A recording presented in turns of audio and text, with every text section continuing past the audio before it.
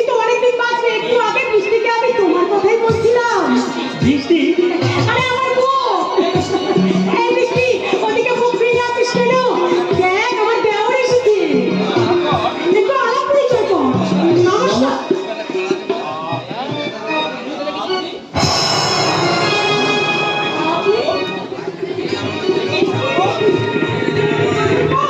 তুমি অমন করে আমার বোনের দিকে কি দেখছো?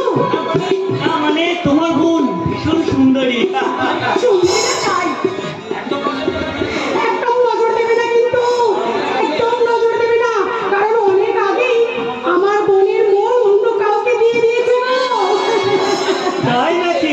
হ্যাঁ হ্যাঁ, ওই সেবার যখন আমরা পুরী বেড়াতে গিয়েছিলাম, তখন ওখানে কালক্রমে একটা সাংবাদিকের সাথে আমার বোনের কি একটা দুর্ঘটনা হয়েছিল, আর তখন থেকেই তো ওর মুখটা তাকে দিয়ে দিয়েছে। বাবা, তুমি তো সাংবাদিক, ওর মনের খবরটা জেনে নিয়ে, ওর কাছ থেকে তার বর্ণনা জেনে নিয়ে একবার খোঁজ করে দেখো না ভাই, সে কে? নিশ্চয় দেবো বৌদি, নিশ্চয় দেবো। তুমি বললে আমি কি না করতে পারি? এই যে বৃষ্টি দেবী, আপনার সেই সাংবাদিক, আমি আপনার মনের মানুষের চেহারার বর্ণনাটা আমায় দিন তো। আমি আমি আপনার প্রমিস করছি, আমি যেখান থেকে যেমন করি হোক আপনার সেই সাংবাদিক মনের মানুষকে খুঁজে আনবই। আপনি থামুন তো, দিদির কথা কিছু বিশ্বাস করবেন না। দিদি না বড্ড পারে, দিদিও সব ফাঁস করে। আমার বোন, আমার বোন গ্রামের মেয়ে হলেও ও যেমন সবার মঙ্গলের জন্য মা মঙ্গলচণ্ডীর পুজো করতে পারে, আবার চালের গুঁড়ো দিয়ে আলপনা এঁকে লক্ষ্মীর পুজো করে, আবার অন্যায় দেখলে কোমরে কাপড় জড়িয়ে প্রতিবাদও করতে জানে ভাই, প্রতিবাদ।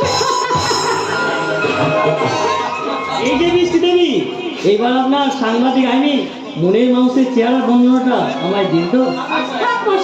সবকিছু জেনে না ভূমিকা করার কোনো দরকার নেই। এবার বলুন তো, আপনার মনের কথা আমার মনের কথা কি এক না?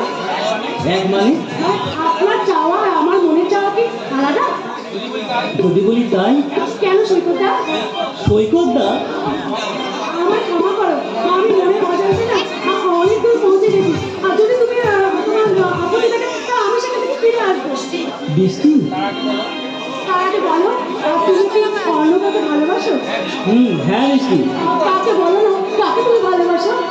বেঁচেছি ভালো শুধু তোমাকে, ভালোবাসি আজ তোমাকে, বাঁচবো ভালো চিরদিন শুধু